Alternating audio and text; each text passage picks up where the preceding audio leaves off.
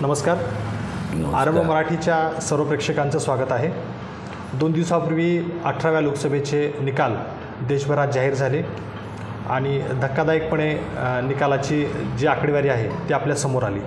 Exit पोलचे सर्व अंदाज चुकीचे ठरवत राष्ट्रीय लोकशाही आघाडी अर्थातच भाजप आणि NDA मित्रपक्ष यांना स्पष्ट बहुमत जरी मिळालेलं असलं तरी 400 पारचा जो त्यांचा नारा होता त्याला कुठेतरी धक्का लागला आणि महाविकास आघाडी अनपेक्षितपणे मोठ्या यशाकडे वाटचाल करत असताना राज्यामध्ये आपल्याला दिसत आहे.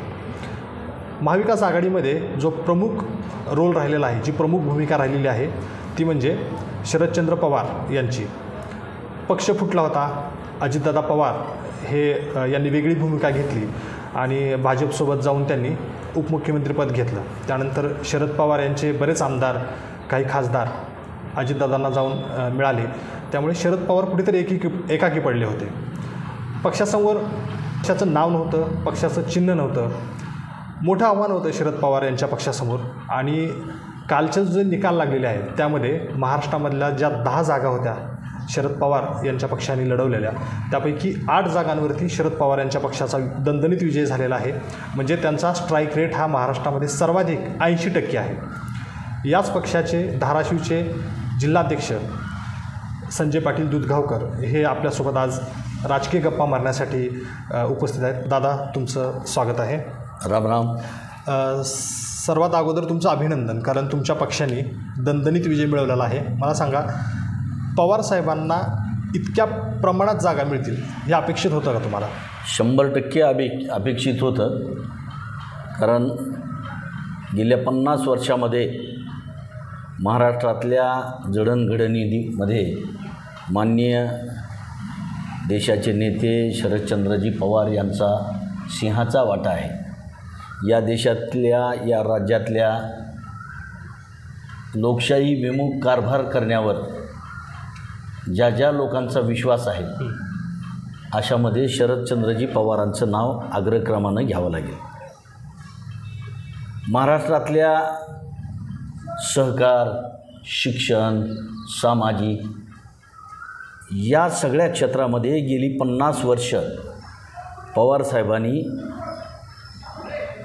या महाराष्ट्रामध्ये आपले विचार कैलासवासी यशवंतराव चव्हाणांच्या नेतृत्वाखाली त्यांचा समृद्ध वारसा राष्ट्रवादी काँग्रेस पक्षाला आहे. त्या त्या यशवंतराव चव्हाणांच्या वारसाचा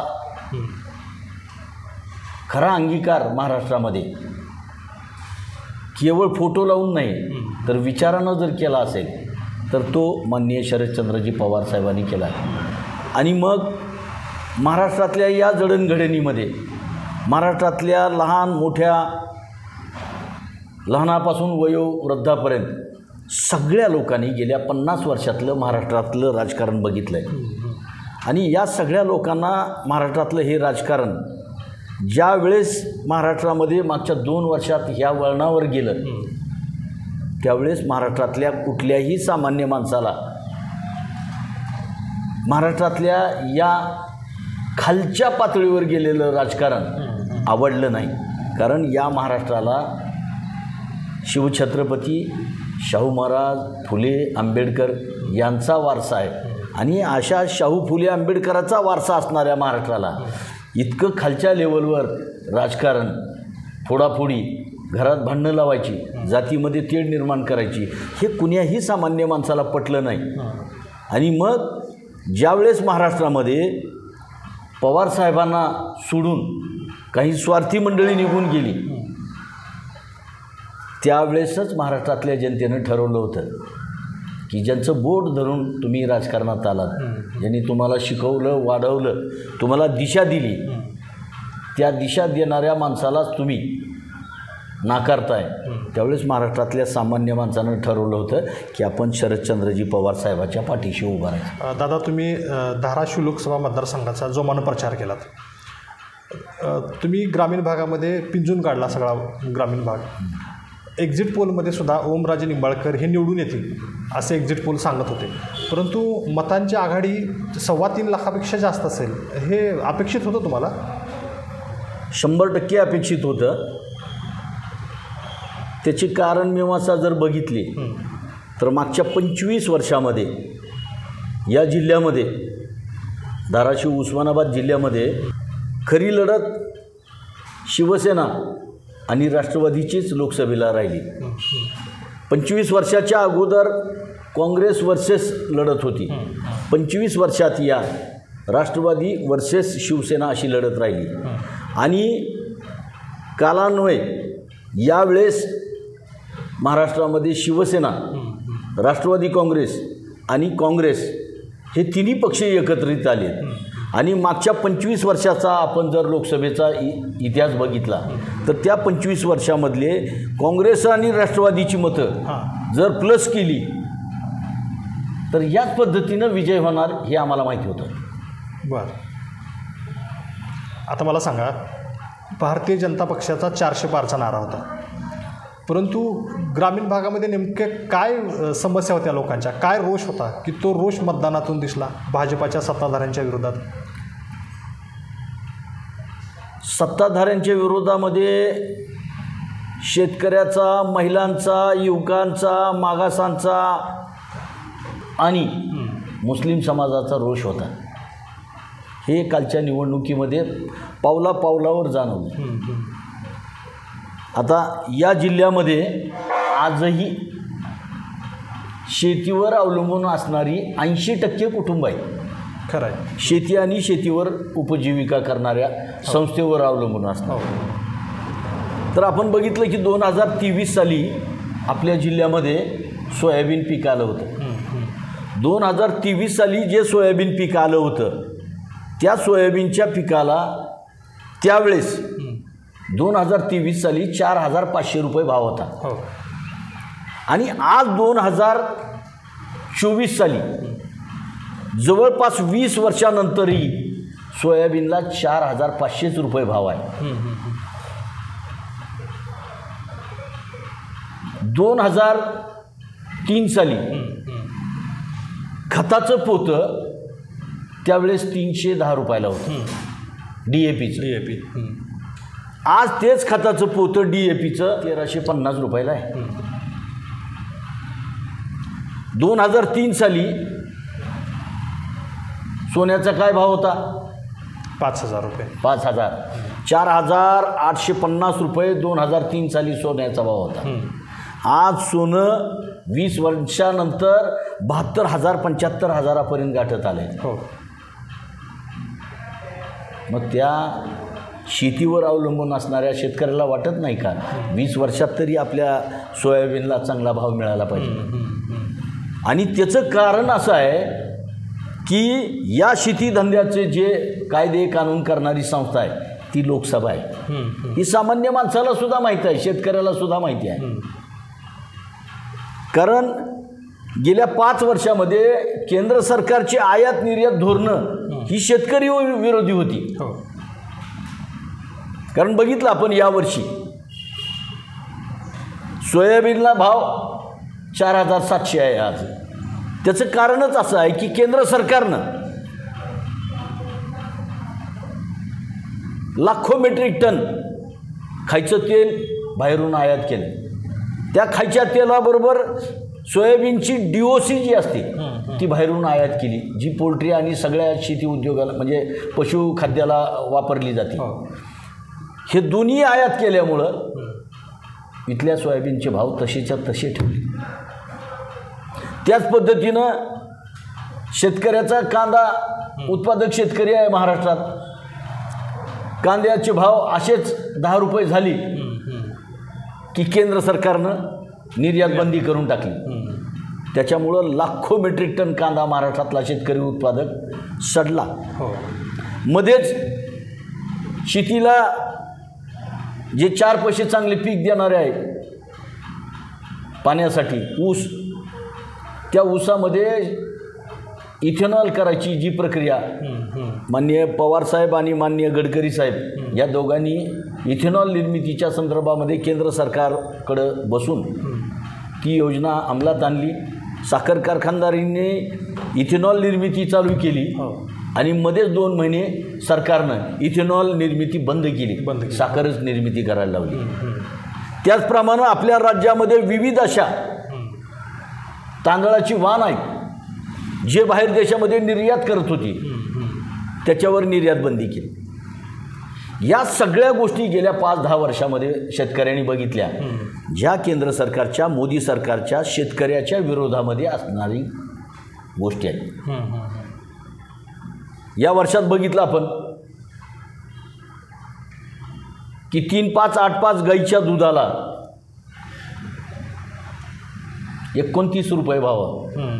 मागच्या 1 वर्षापूर्वी हा भाव 37 रुपयापर्यंत होता.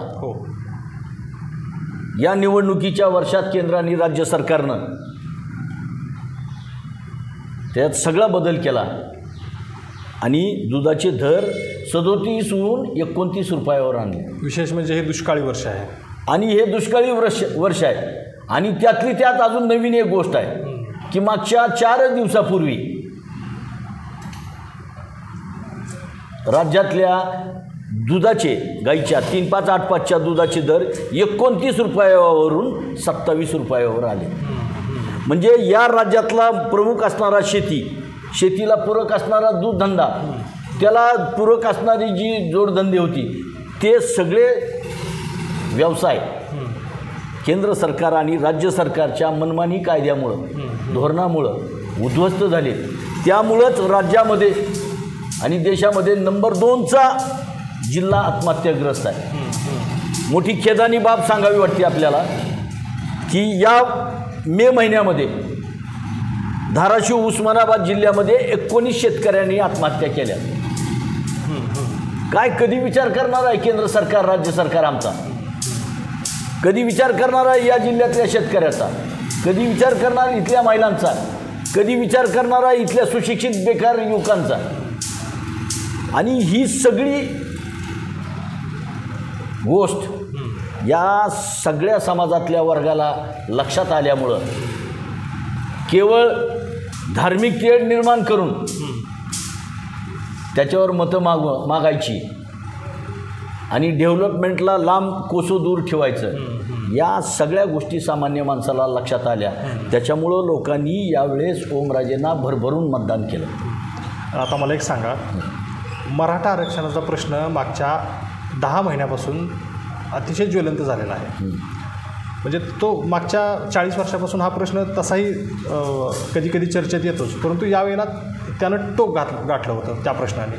मनोज जरांगेसारखं नेतृत्व मिळालं मराठा समाजाला आणि तो जरांगे फॅक्टर आहे ना, तो निवडणुकीत चालला असं तुम्हाला वाटतं का? 100% जरांगे फॅक्टर मराठवाड्यामध्ये चालला असं माझं मत आहे. त्याचं कारण आहे, मराठवाड्यातला हा, काही जिल्ह्यातला, बीड, लातूर, उस्मानाबाद जिल्ह्यातला हा शेतकरी पाण्या वाचून शेती करतो, कोरडवाहू शेती आहे इथली. या जिल्ह्यातल्या सगळ्या शेतकऱ्याची उपजीविका शेतीवर असणाऱ्या, त्यांची सगळ्याची उपजीविका शेतीवर आहे. आणि जुन्या काळामध्ये शेती करणे याला कुणबीक करणे असं म्हणत होते. म्हणजे शेती करणे म्हणजे काय की कुणबीक करणे. कुणबिकी याचा अर्थ शेती करणे, आणि शेती करणारा माणूस हा कुणबी आहे हे आपल्याला घटनाकारांनी त्यावेळेसच सांगितलेलं आहे. कारण आपल्याबरोबर विदर्भातल्या सगळ्या मराठ्यांना कुणबी सर्टिफिकेट त्यावेळेसच मिळालं आहे. पण त्याच्यापासून मराठवाड्यातला हा शेतकरी वर्ग, हा समाज, मराठा समाज वंचित राहिला होता. त्याचं आंदोलन मनोज जरांगेंनी केलं. कायद्याची लढाई होती. कायद्याच्या लढाईमध्ये लढत असताना मनोज जरांगे यांच्या अंतरवली येथे, सराटी येथे ज्या महिला वर्ग भजन करत होत्या, त्या महिला वर्गावर अत्याचार केलेले मराठवाड्यातल्या सगळ्या माणसांनी बघितलं. त्या महिलांना पोलिसांनी कशा पद्धतीनं मारहाण केली, महाराष्ट्रातल्या वारकऱ्यांना पोलिसांनी कशा पद्धतीनं मारहाण केली, महाराष्ट्रातल्या कांदा उत्पादक शेतकऱ्यांनी आंदोलन करत असताना त्या शेतकऱ्यावर पोलिसांनी कशा लाठीमार केला, हे महाराष्ट्रातल्या शेतकऱ्यांनी बघितलं. आणि त्याचं प्रत्युत्तर मराठवाड्यातल्या शेतकऱ्यांनी दाखवून दिलं की आम्ही काय करू शकत असतो. आता राष्ट्रवादी काँग्रेस पक्ष फुटला, 2 गट तयार झाले, परंतु त्याचे परिणाम त्या गटाला भोगावे लागले असं निवडणुकीच्या निकालावरून तर दिसतंय. काय आव्हान आहेत? आता विधानसभा 4 महिन्यावर आहे, जिल्ह्यामध्ये तुमच्याकडे नेतृत्व आहे पक्षाचं. काय आव्हान आहेत? पक्षाला उभारी द्यायची आहे, पक्षात निकाल आणायचा आहे विधानसभेचा. काय आव्हान वाटतात तुम्हाला? हो, हा पक्ष शरदचंद्रजी पवार साहेबांच्या आणि प्रदेशाध्यक्ष जयंतराव पाटलांच्या नेतृत्वाखाली आम्ही या जिल्ह्यामध्ये काम करतो. आम्ही निश्चितच आमचा पक्ष वाढवण्यासाठी प्रयत्न करणार आहेत. त्याचं कारण असं की आमची जी सांघिक ताकद होती, राष्ट्रवादी काँग्रेस पक्ष, शिवसेना आणि काँग्रेस, या तिघाच्या सांघिक ताकदीमुळंच हा कालचा मोठा विजय झाला. 3,30,000च्या वर जे मतदान मिळाले ती आमची सांघिक ताकद होती. कारण आम्ही पहिल्या दिवशीच ओमराजेचं ज्यावेळेस उमेदवारी फायनल झाली शिवसेनेकडून, ते विद्यमान होते, त्यावेळेस आम्ही राष्ट्रवादी आणि काँग्रेस पक्षानं कुठंही आडपडदा घेतला नाही, त्यांना आडकाठी केली नाही. आम्ही पहिल्या दिवशीपासून त्यांच्या पाठीशी उभा राहिलो आणि इमानी इतबारे काम केलं, कुठलीही अपेक्षा न करता काम केलं. त्याच्यामुळं हे यश आलं आहे. आणि या यशामध्ये काँग्रेस, राष्ट्रवादी आणि आमच्या अनेक मित्रपक्ष या सगळ्याचाच सहभाग आहे, जितका शिवसेनेचा आहे तेवढा. मला सांगा, हेच निकालाचे अंदाज म्हणजे याच निकालाचा परिणाम विधानसभेपर्यंत टिकून राहील? 100% टिकून राहील. भारतीय जनता पार्टी आणि त्यांच्या पक्षाने राज्यातलं चालवलेलं राजकारणामुळं असंच टिकून राहील असं मला या ठिकाणी वाटतं. निवडणुकांचे जे निकाल लागलेले आहेत त्याचं त्यांनी ग्रामीण भागामध्ये जाऊन मोठ्या प्रमाणात प्रचार केला होता. लोकांच्या जनभावना प्रचाराच्या दरम्यान यांच्या लक्षात आल्या होत्या. लोकांचा रोष नेमका काय आहे? स्वतः शेतकरी असल्यामुळे यांना शेतकऱ्यांचे प्रश्न खूप चांगले माहिती होते. त्यामुळे संजय पाटील दुधगावकर यांनी निवडणुकाचं त्यांच्या पद्धतीने विश्लेषण केलेलं आहे. राष्ट्रवादी काँग्रेस पक्ष जो त्यांचा पक्ष आहे त्यानं खूप चांगली भरारी या निवडणुकीमध्ये घेतलेली आहे. त्याबद्दल दादा तुमचं पुनश्च एकदा अभिनंदन. आणि आरंभ मराठीसोबत तुम्ही राजकीय गप्पा मारल्यात त्याबद्दल खूप खूप धन्यवाद. असेच नवीन व्हिडिओ पाहण्यासाठी आरंभ मराठी चॅनल सबस्क्राईब करा. धन्यवाद. राम राम. आरंभ मराठीसाठी आमच्या खास शुभेच्छा.